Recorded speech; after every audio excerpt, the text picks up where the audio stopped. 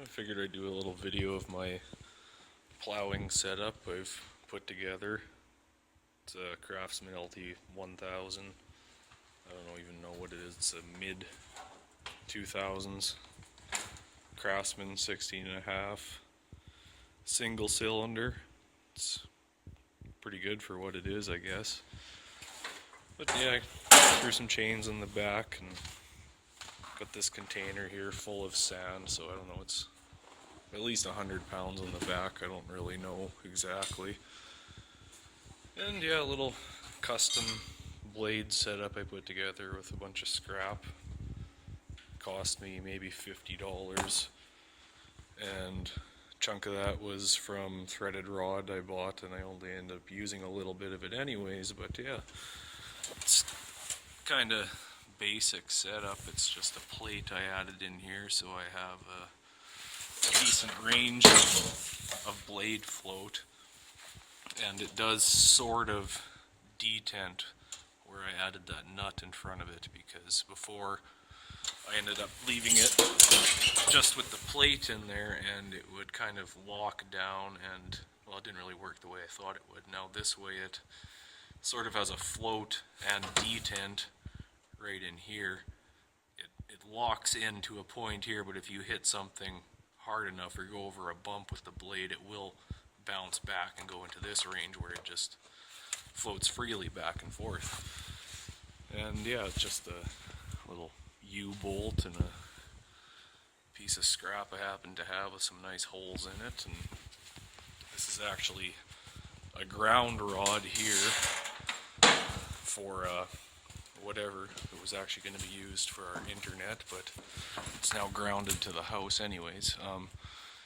Worked better than I thought it would. It adds a bit of spring actually, and kind of flexes to a certain point and bends back to its original shape. And yeah, I don't know. The blade is tweaked a bit, as you can see, but this is not thick tubing at all. It's just what I grabbed and put together. Yeah, it's pretty basic. I originally had it so it went down underneath, back to the deck lift.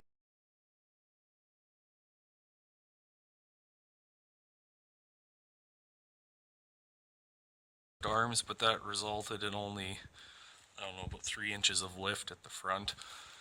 And for the amount I have to do and the piles I would like to make, it's just not that good for me, so I ended up redoing it straight off the lift arm like that, and it seems to be working pretty good. I can pile snow fairly high, and it is a 3-way blade, I guess you could call it.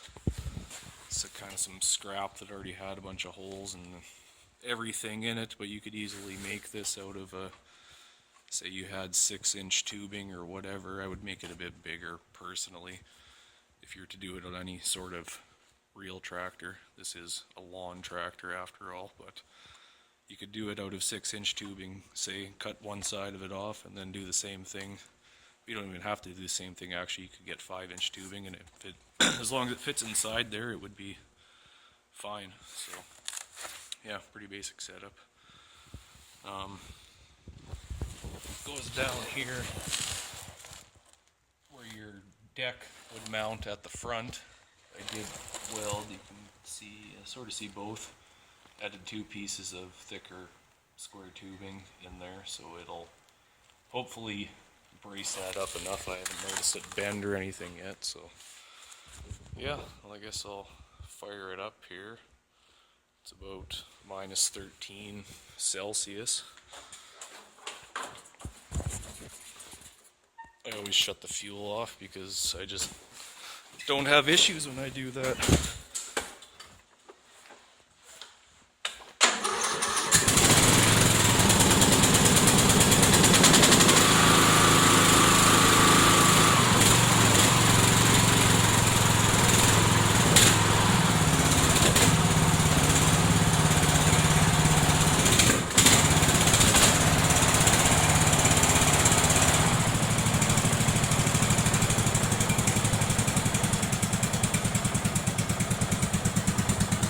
Runs pretty good. I don't know, I've cut 3.5-foot grass with this thing. It powers right through it. I always run premium in it. It's a lovely unit. Anybody with one of these Hydro Gear axles, if you aren't aware, if you're plowing in the winter, pull that out and give it a bit more revs than this. Nope. And she dies.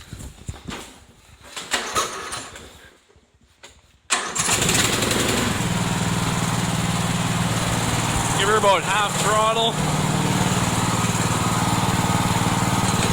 Engage your drive. You can hear that. Your oil's now circulating. Let her do that for a minute or two before you plow, and you'll notice the noises that it makes are a lot less scary. So personally, I don't think there's much wrong with these transaxles. You just have to take it easy. Obviously, don't spin the crap out of the tires and stuff like that. And you got to remember, it's a lawn tractor, not a D11 dozer, right? So yeah, it is what it is. But I usually let it warm up like this for a while and go straight to plow, and I don't have much of an issue. So I'll let her warm up for a bit here, and we'll move some drifts